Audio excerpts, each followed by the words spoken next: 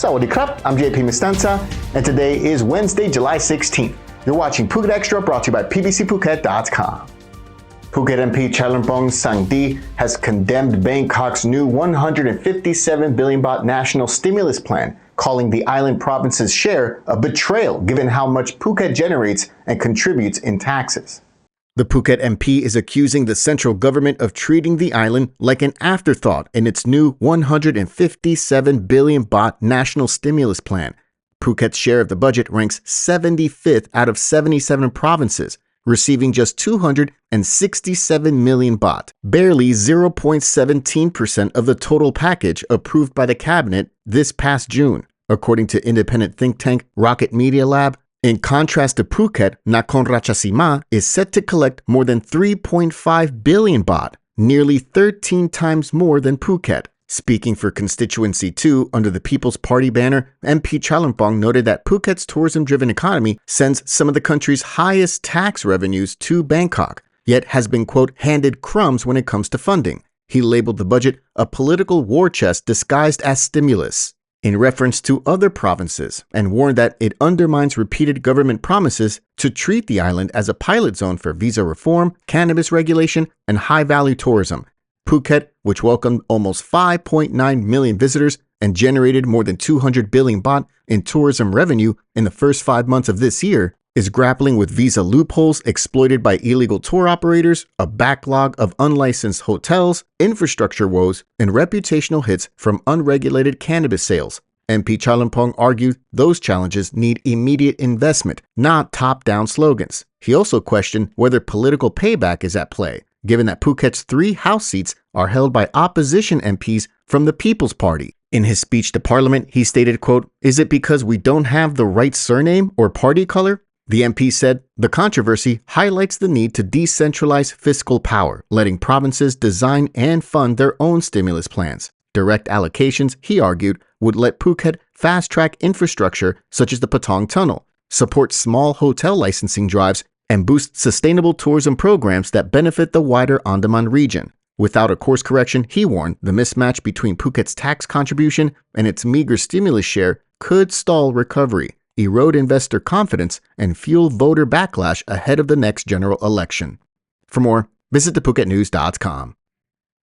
Police have formally arrested Wilawan Gulf Emsawat, the woman at the center of a widening scandal linking senior monks to sex, blackmail, and temple fund theft. Investigators say a 380,000 baht transfer from the bank account of Ayutthaya's Wat Chuchit Damaram was the final trigger. The money was wired on the 16th of February 2024 by the former abbot, 67-year-old Pratepacharapon, who left the monkhood on Monday and admitted sending the 35-year-old Miss Wilawan more than 13 million baht of his own savings. Both are now charged with enabling malfeasance under Section 147 of the Criminal Code, which treats temple stipends as state assets. Anti-Corruption Division officers allege that Wilawan squandered 385 million baht in just 3 years, and most of it on online gambling. Only 8,000 baht remained in her accounts, according to officials. Digital forensics retrieved 80,000 photos and video clips from 5 seized phones, revealing intimate ties with at least 9 senior monks and money transfers ranging from 4 to 8 figures. 8 of those monks have already disrobed. Several more are under investigation. Police say the scandal erupted when the abbot of Bangkok's Wat Tri Totsatep vanished after allegedly being blackmailed for child support payments. Chat logs suggest that Ms. Wilawan demanded 30,000 baht a month for 20 years. This case is shaking public confidence far beyond Bangkok.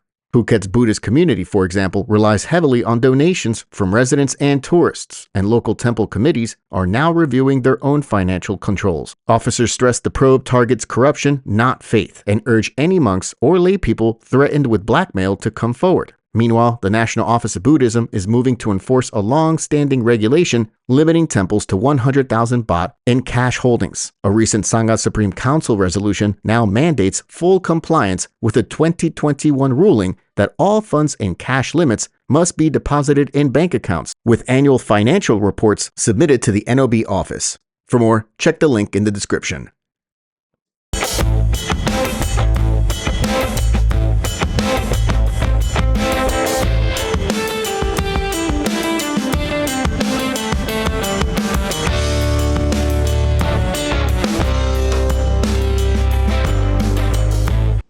Two unrelated theft cases kept island police busy over the last couple days, highlighting both violent crime and the challenges of mental health incidents.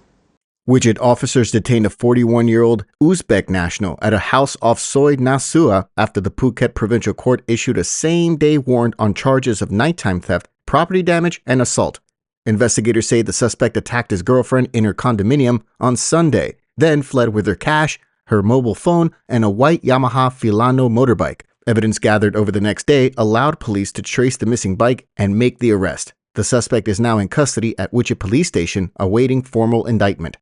Just a few kilometers away, Phuket City Police were called to Vashida Phuket Hospital at about 3 p.m. when a man rushed from an outpatient room clutching a nurse's shoulder bag. CCTV and street patrols located the 40-year-old Thai male suspect, wandering incoherently along Widget Songkram Road by 8:30 p.m. Officers then recovered the bag intact. After learning he is a registered psychiatric patient, the victim declined to press charges. Police released him into the care of mental health services, urging hospitals and visitors to guard valuables even in normally secure areas.